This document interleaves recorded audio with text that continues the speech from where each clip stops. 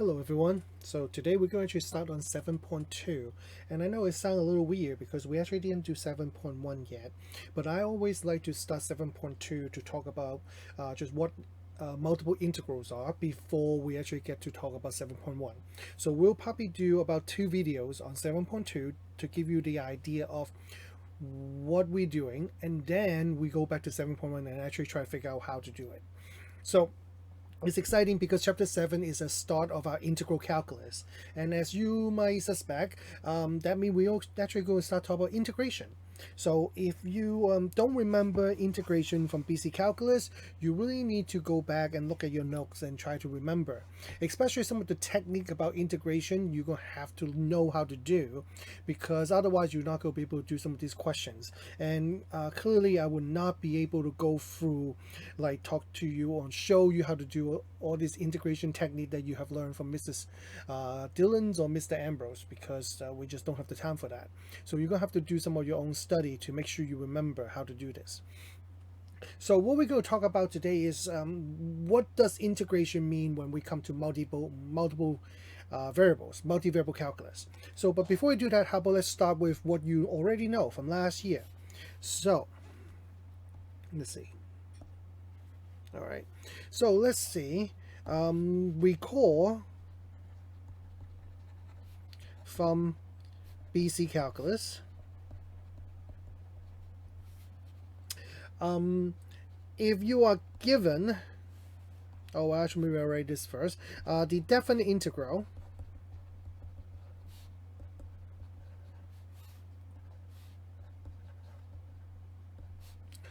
integral from a to b, f of x dx, actually represent what we call net signed area between f of x, or y equal to f of x, and the x-axis over the interval from a to b. And the way the integrals work is actually come from what we call a Riemann sum. Okay? And the value of a definite integral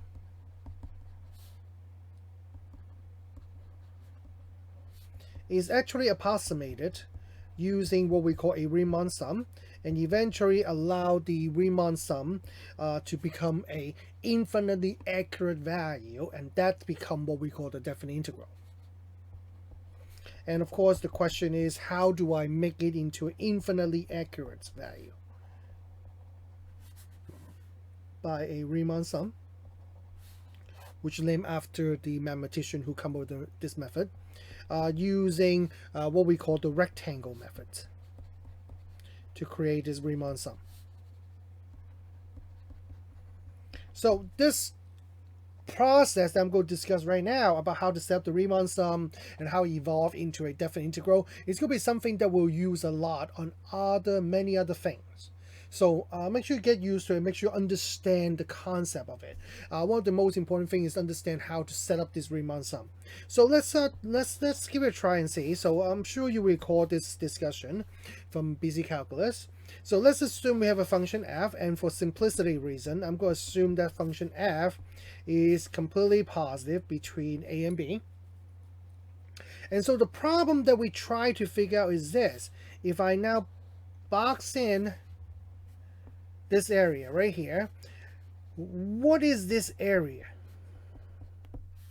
If I try to figure out what this area is, okay, so we maybe I will do this. So if I have this regions, I'm going to try to find out what is this area right here that we try to figure out. So that is the question that integral calculus try to figure it out. Okay, if I have these regions between the curve and the x-axis over the interval from a to b, and I want to find the area of this, how would I figure out what this area is? So the general idea is the following: is to use this method called the rectangle method, and we'll do something very similar to this throughout the entire integral calculus in this class, because everything fall back into, every time we talk about integral, and integral is almost always came from a Riemann sum, and so if you understand how to set up the Riemann sum, it's make you understand how to set up the integral correctly. So imagine the following. Imagine that I'm trying to break down the interval from a to b into small subdivision, small strips. And I'm going to identify one of them to be the value x sub k. Okay, oh, actually, maybe I'll do it over here so that it's not over the letter, the word area. So let's say I pick a value x sub k. And what I'm going to do is the following. At x sub k, what I'm going to do is I'm going to extend this line to the top to where the curve is. So therefore, this is the point x sub k, f of x sub k. And I'm going to go horizontal and form a rectangle. And now what I'm going to do is I'm going to try to define what is the area of this rectangle. So for x sub k, we can find the one we'll call the cave rectangle. The area of the cave rectangle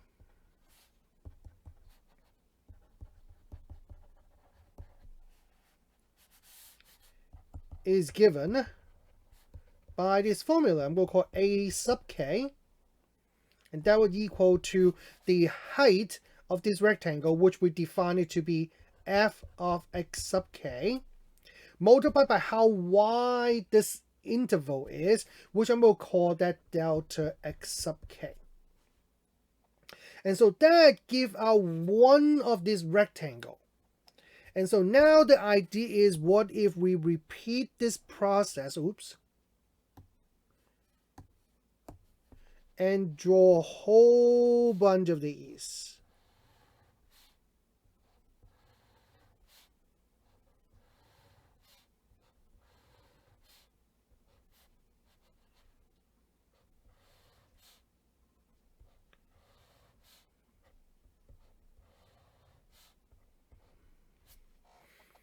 Then I can now have a way to kind of estimate the area. So I'm going to call this the total area, which is what we're looking for, should be approximately equal to the sum of all these rectangles add together. So I'm going to go and say k from 1 to n, f of x sub k, delta x sub k. And that would give us the sum of all the rectangles. So this value is actually the sum of all the rectangles in the picture. Now, but of course, as you can see, that is not the same as the area under the curve, or between the function f of x and the x-axis, because clearly the top of this region is formed by the curve y equal f of x, which is not a whole bunch of line segments that disconnected. So what can we do is to improve this estimation, and to do that, what we need to do is to make our rectangles smaller. But the problem is, making the rectangle smaller forces us to use more rectangle to fill in the same exact regions, eventually allow us to do infinite number of rectangle, if we can do that. And therefore allow us to define this process called limits, where I'm going to limit as n approaches infinity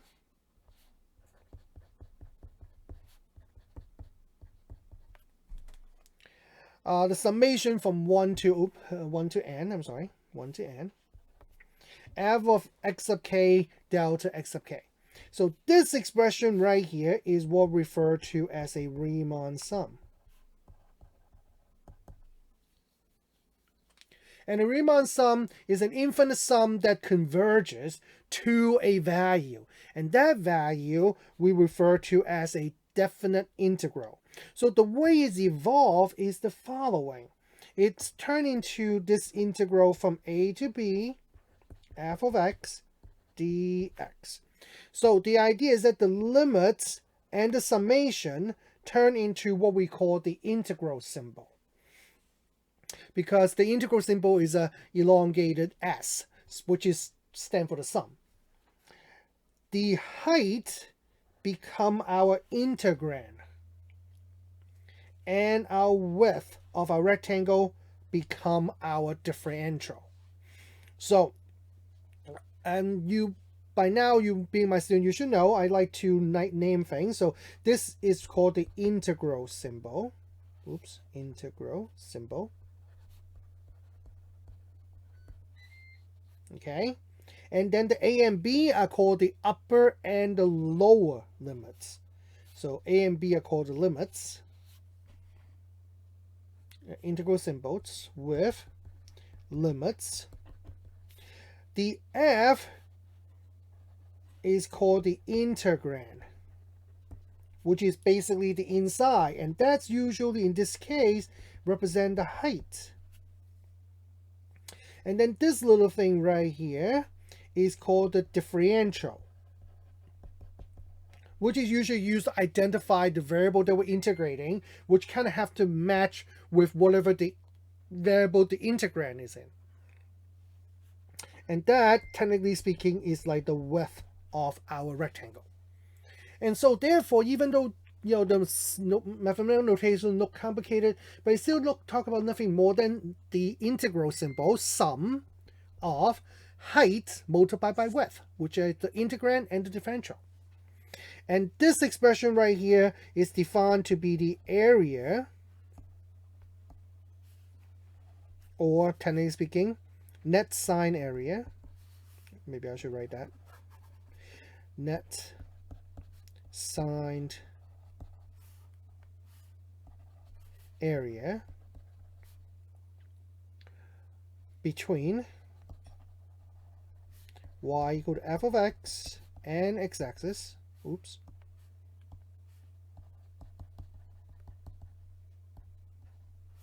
over a to b. So now what we're going to try to do, we try to take this concept and try to move on to what happens if we now deal with a multivariable function. So how would that work? Well, the concept remained the same, but now what happened is if we now let our function f map from R2 to R, then now become a slightly different problem. Before, in this scenario right here, this type of question is often referred to as an area under the curve problem.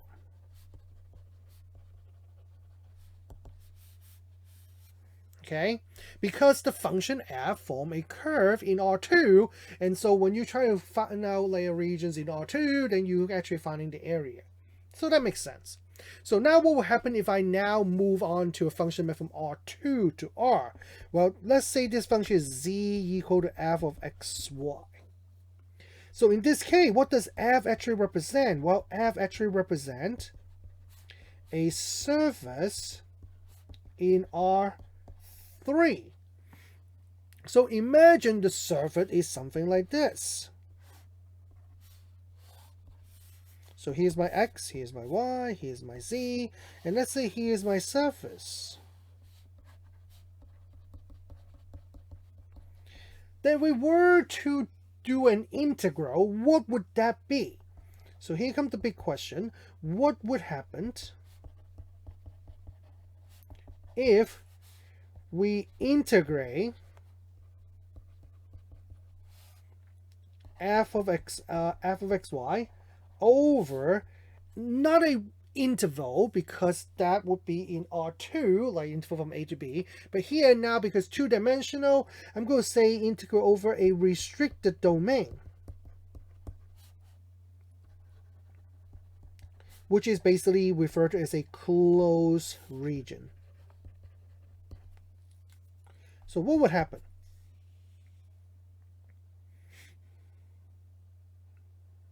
Okay, what will happen? So let's define a closed region on the xy plane. So for simplicity reason, I'm going to just draw it right here. So let's say here's my closed regions B. So first of all, terminology. This restricted domain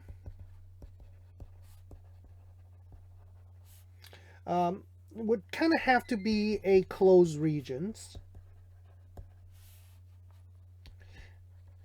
And if it's not closed, then it will become something called improper integral, which we will talk about later on also. It will be a closed region on the xy plane.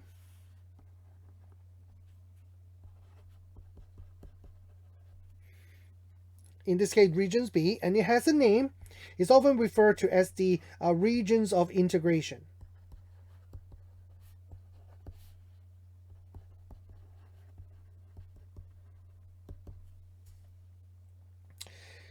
So what happened is the following. So if you think about what happened if we take every single point on inside B and along the boundary B and plug into a function f, what would happen?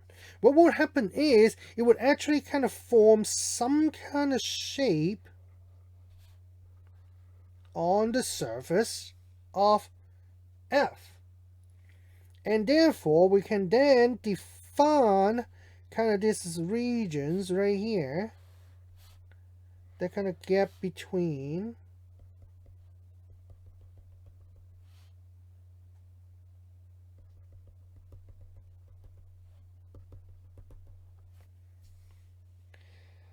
that's directly between B and the surface.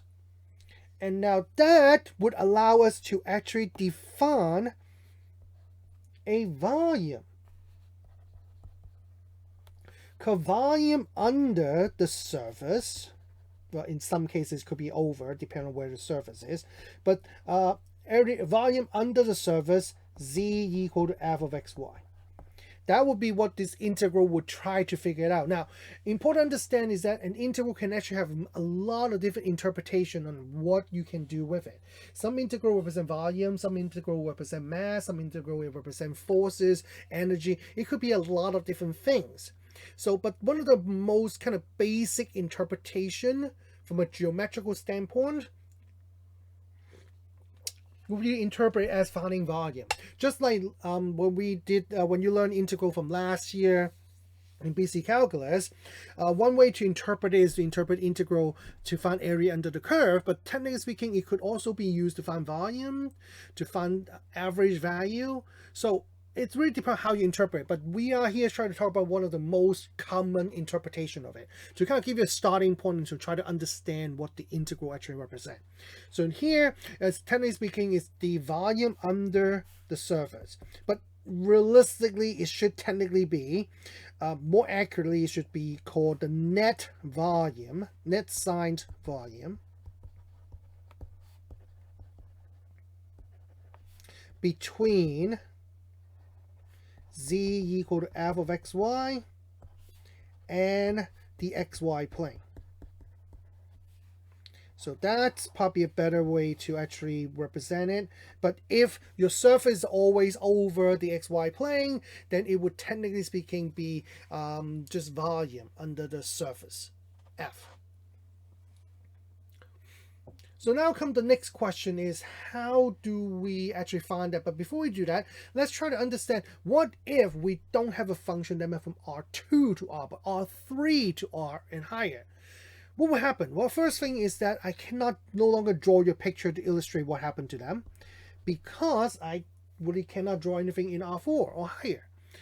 But the general concept is the same.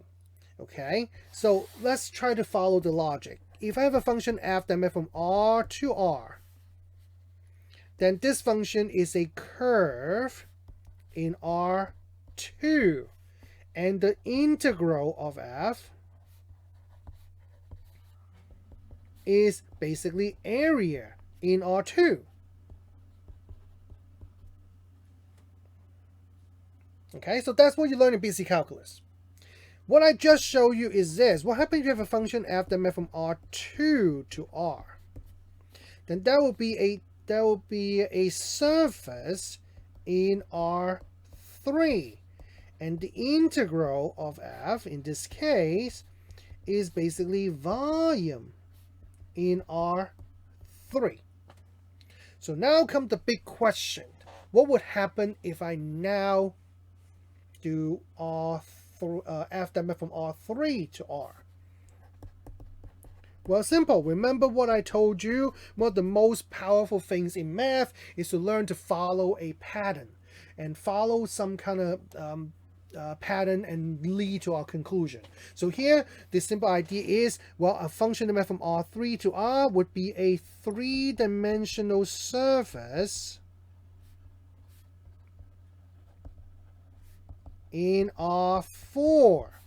And so what happened to the integral of f? Well, the integral of f is now called a four-dimensional volume.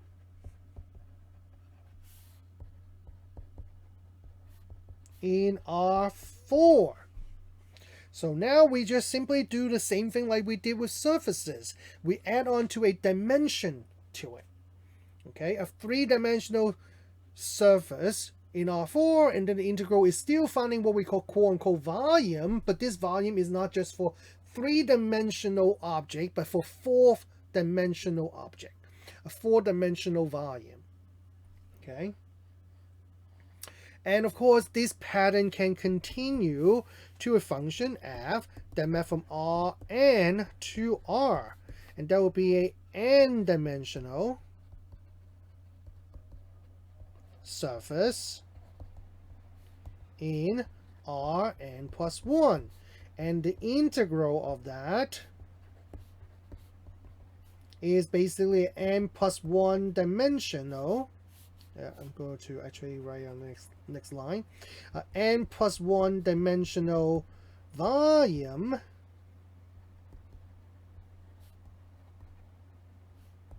in Rn plus 1.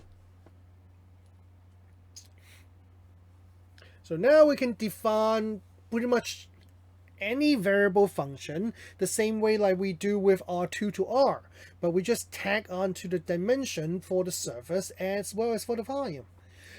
Collectively, we define area, volume, or n-dimensional volumes.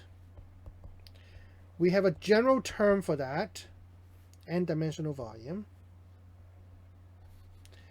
They're collectively referred to as the word content of a regions.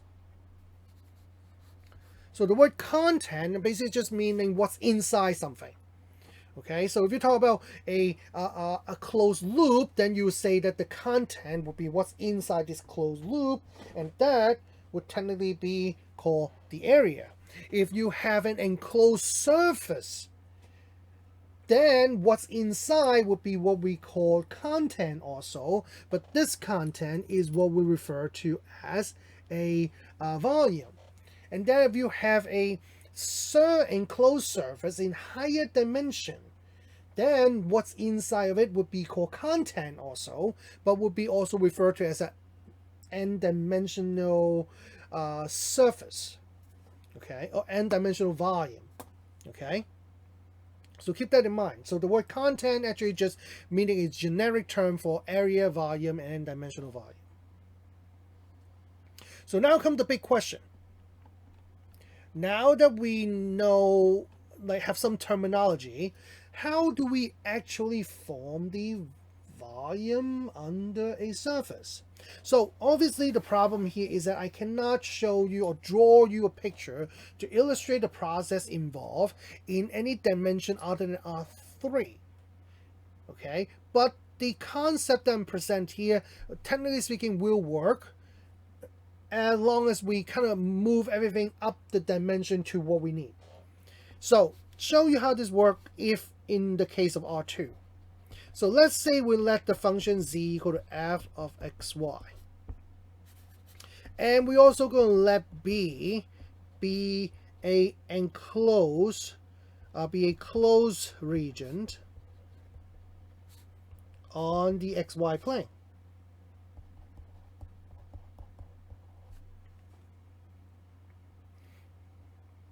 So now we're ready to kind of form the volume. So here's basically what happened. There you go. So here's my xy plane. And here would be my regions B. And then this is what happened to the graph. Okay, hopefully I can draw a nice picture of it. So here's this surface. Z equal to f of x, y, z. And then here's the regions B right here. And then form some kind of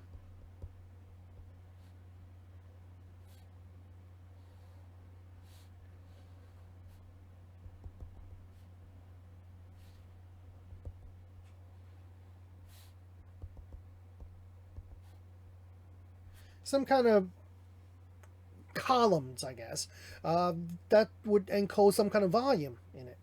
Okay, so I don't know. Do I draw more line? Maybe I draw more line to help you visualize what this solid look like. Okay, so now the question is, how do I find this volume? So what we're going to do is actually something very similar to what we did. It's called rectangular prism method. Oops. Rectangular prism method. So how does that work? Well, it kind of work out the same way. So what I'm going to first start by doing is the following. I'm going to define a single point right here, which is vector x sub k. Okay, so that will be basically a coordinate x and y. And I'm going to let that be like the corner of a rectangle. I'm going to go and draw myself a rectangle. So this rectangle can be different shape and size, but it will be a rectangle. And to define a rectangle properly, I do need to use two different dimensional measurements. So one of them would be, I'm going to call it delta x sub k, which indicate how wide this rectangle is, and then delta y sub k to indicate how tall this rectangle is. So basically meaning this is my delta x sub k and this is my delta y sub k. So therefore now and you probably have a little deja vu. Listen to this. So now for the vector x sub k, we can now define the volume. Oops. Of the cave rectangular prism. So what is this rectangular prism? Will be right here. Imagine I pick a point right here and then form a rectangle just like that. And then it would form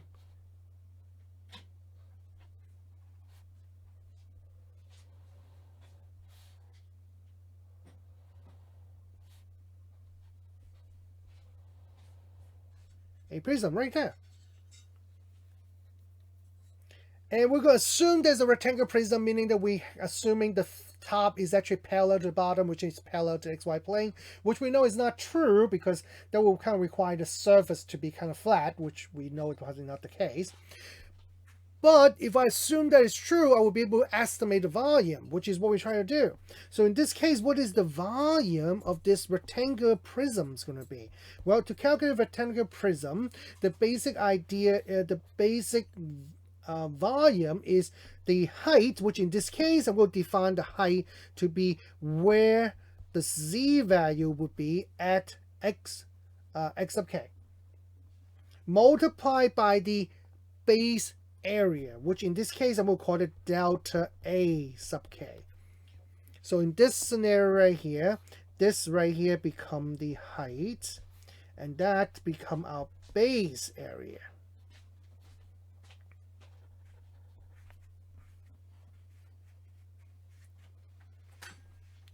With the understanding that with delta a sub k is equal to delta x sub k times delta y sub k, because those are the length and width of the rectangle involved.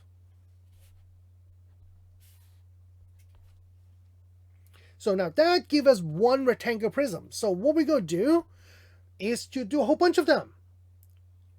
Basically kind of create a whole bunch of rectangle inside B so they can eventually kind of cover up the entire B, or as much as we can. So when we do that, we can now find what we call the total volume. Now, not the actual total volume, but an approximation of the total volume.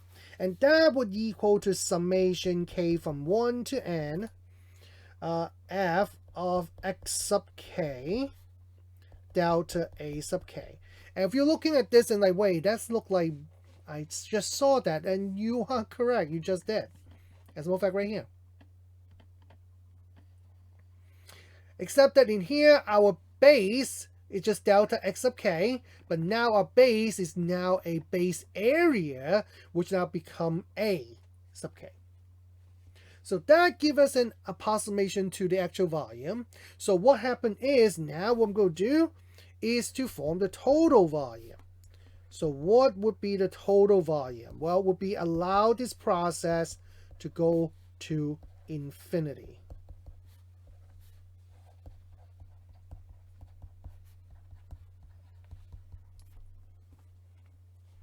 And here comes the big question. What does this thing turn into?